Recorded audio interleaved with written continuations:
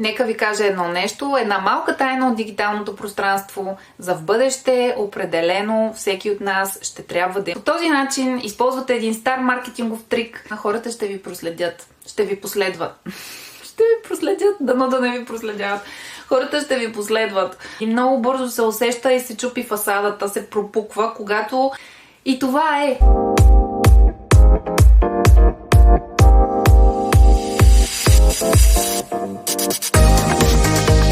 Здравейте хора! Добре дошли на Social Gena, където ще си говорим за дигитален маркетинг и социални медии. Днес ще си говорим за това как да изградим успешен бизнес онлайн и по-специално успешен бранд или успешна марка в онлайн пространството и по-конкретно Instagram и социалните медии. Да започваме. Ще ви покажа 5 начина, по които може да развиете своя бизнес и своя бранд в Instagram. Не само според трендовете в момента за 2024, която свършва, но и за напред. Започваме с първа стъпка.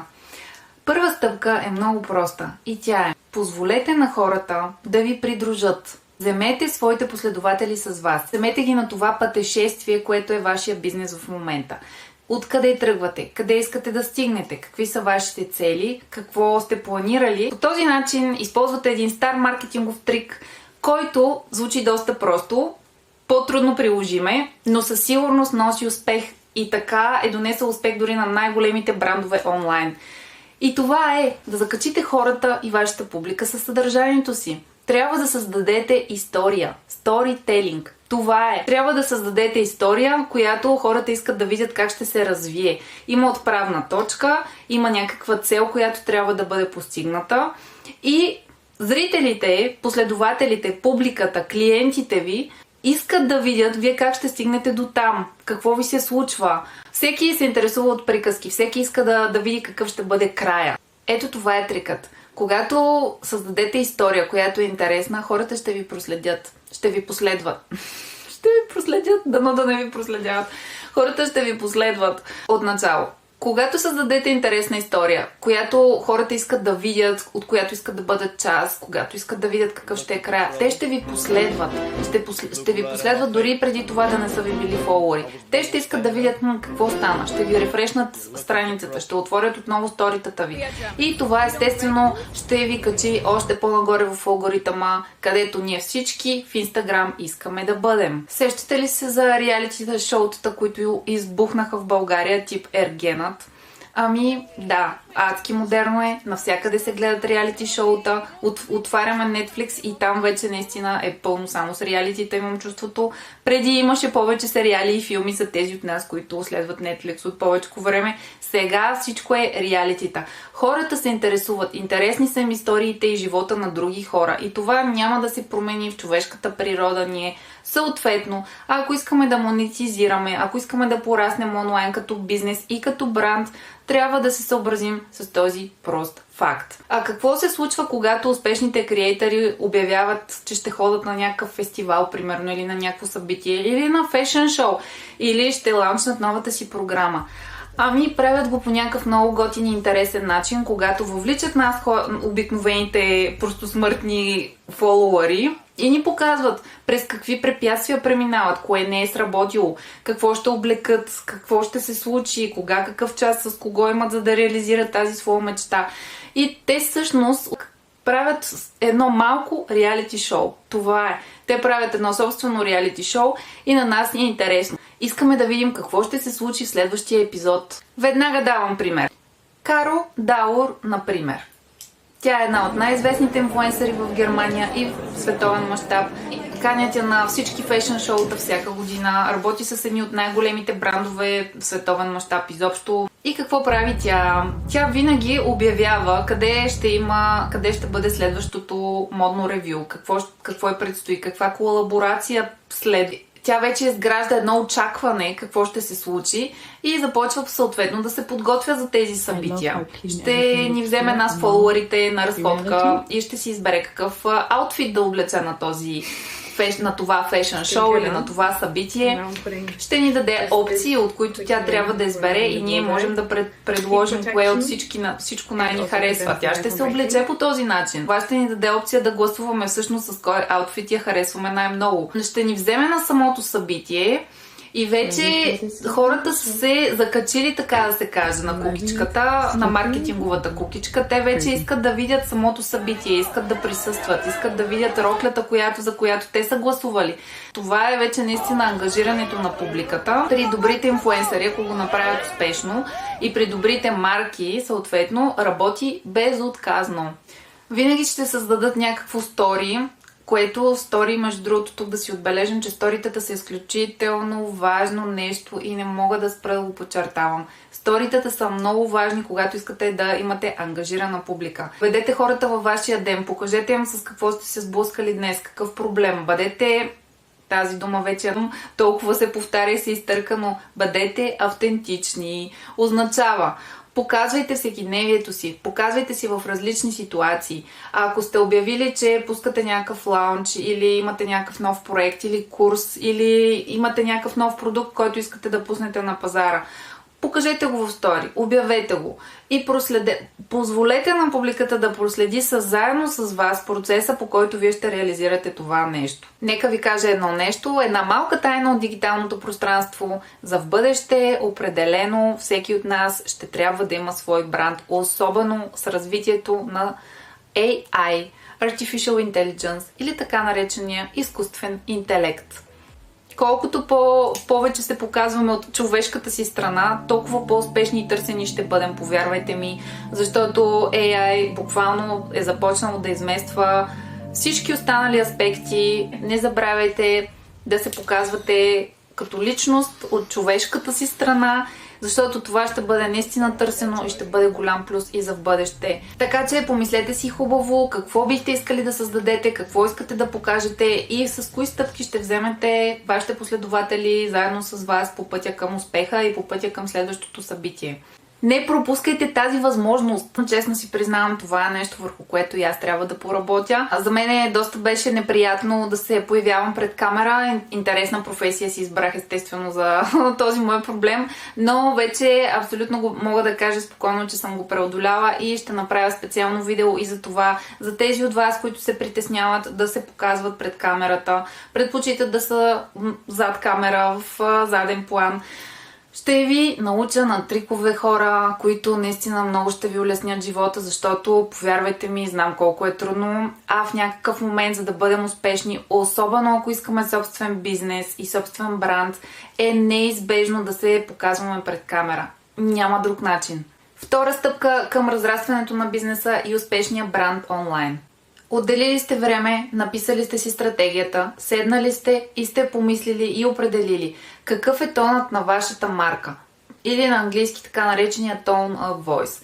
Какъв е тонът на вашата марка, на вашия бранд? Ще е начинът, по който ще комуникирате с вашата публика, с вашите последователи, с вашите клиенти. Много е важно да си определите ценностите като бранд, като бизнес, като инфлуенсър, креатор, творец. И следващото е консистентно, последователно да ги представяте на публиката, на клиентите си и те да знаят вече, да са подготвени какво точно да очакват от вас, по какъв начин ще им поднесете информацията, новия курс, вашия пакет, новия продукт, новите услуги, които може да представите. Важно е да се спазва консистентно и да имате определен тон на марката. Следващата точка за изграждане на успешен бизнес и успешен бранд онлайн, това е consistency или последователност. Да, мили хора, последователност. Това означава да постваме и да продължаваме да създаваме съдържание, да творим съдържание, дори когато имате чувството, че никой не ви харесва, имате 2 лайка, си мислите, ама какъв е смисъла? Аз не достигам до никаква аудитория, никой не ме намира, никой не ме харесва, нямам достатъчно последователи, за какво го правя цялото това нещо? Всяка социална медия ви възнаграждава, ако сте постоянни. Ако сте избрали Instagram, прекрасно. Поствайте в Instagram. Не е задължително да поствате всеки ден, въпреки това, което казва да тяхното CEO. Не е задължително да поствате там всеки ден, но все пак едно минимум 3 пъти на седмица е важно, ако искате наистина да достига съдържанието ви до някаква по-голяма група хора. Ако сте си избрали YouTube, поне едно видео на седмица. Планирайте си го, направете си го и ще видите как с времето това ще ви се отплати. Сега тук нещо много важно, което искам да кажа. Изберете си платформа, която ви харесва, която ви е приятна, която следите, която с удоволствие отваряте. Веднага обяснявам защо. За да достигнете успеха или успеха да достигне до вас, трябва наистина да си изберете платформа, която ви е приятна, интересна и да насочите усилията си там. Може да са повече от една платформи, но при всички положения трябва да сме последователни. Хора без последователност просто не става. Това означава: поствайте съдържание, което ви харесва. Ако обожавате да правите снимки, но си мислите, че или сте чули някъде, че хей, Инстаграм вече изобщо не подкрепя толкова снимки, по-скоро се толерират видеа и рилс. Не е вярно. Хората все още гледат снимки, все още се скроват каруселите. Карусели, само накратко да обясня, каруселите, това са снимки, които може да се качат като мини галерия в Инстаграм в един пост и да си ги скровате, слайпвате една след друга. Това са каруселите. Ако ви обичате снимки, правете снимки, качвайте ги. Ако са наистина с готино съдържание и качествено, което е много важно.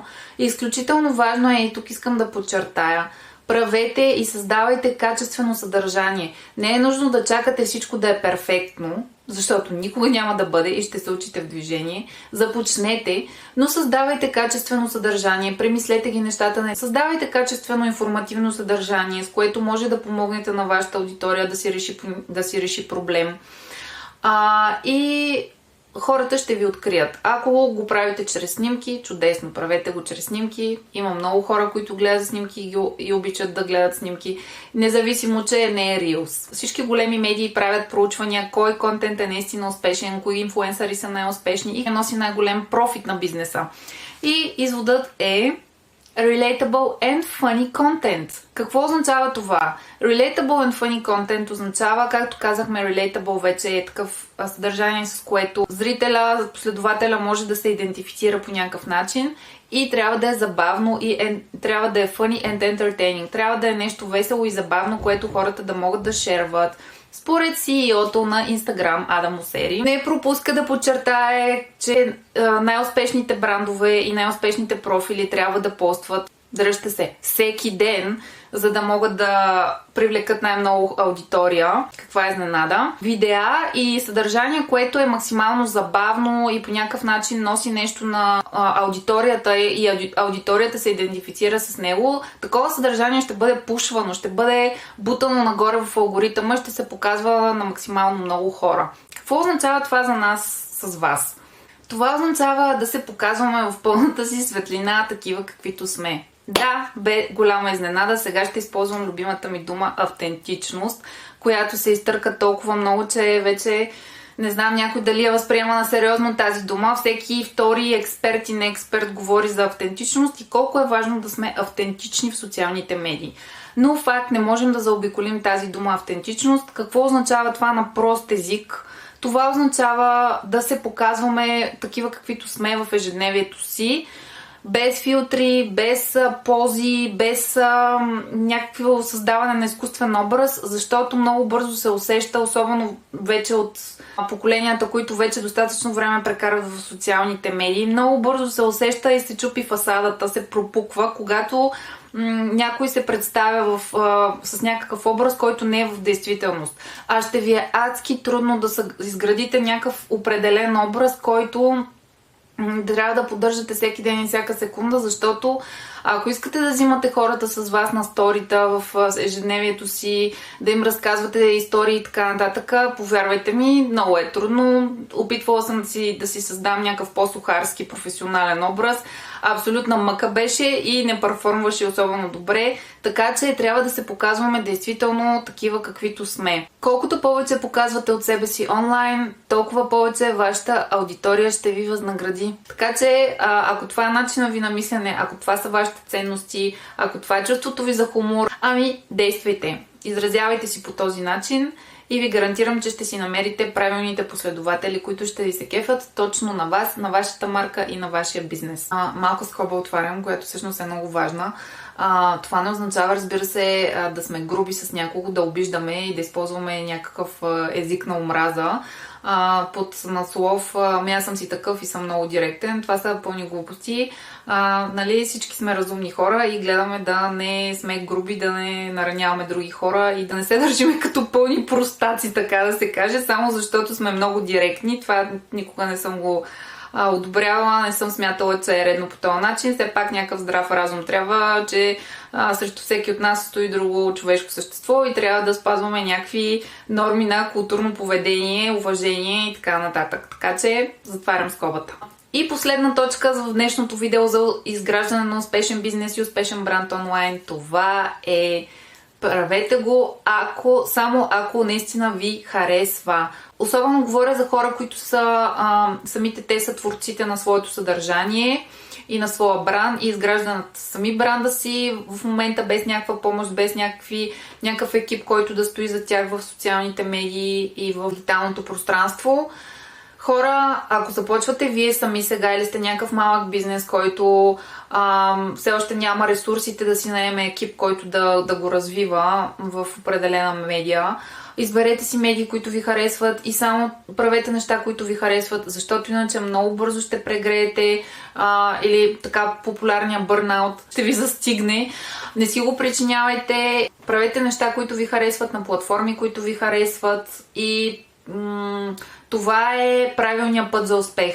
Дай Боже всеки му да се разрасне бизнеса, достигне до достатъчно последователи, да достигне до достатъчно ресурси, чрез които ще може да делегира още задачи за други платформи и на други професионалисти, експерти и така нататък.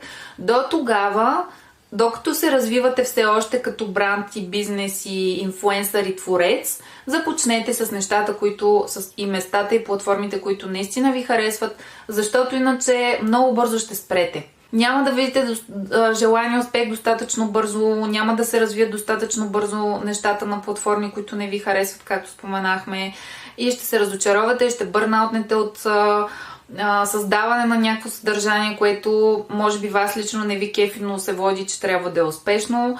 Правете нещата, които ви харесват, говорете нещата, които искрено мислите в граници, в някакви рамки, разумни, и се представяйте такива, каквито сте, и ви гарантирам, че рано или късно ще достигнете до желаната аудитория и ще изградите желаната общност с точните за вас клиенти. Така че успех! Стискам палци и очаквайте следващия епизод с още полезна информация за сферата на дигиталния маркетинг. Надявам се да съм ви била поне малко полезна с това как да си развиете своя бизнес, личния ви бранд, своята марка онлайн в дигиталното пространство и по-точно в Инстаграм и социалните медии. Ако ви е било интересно, моля ви се, сложете ми един лайк, сабскрайбвайте, пишете коментари, много ще се радвам и до следващия път. Чакам ви в следващото видео.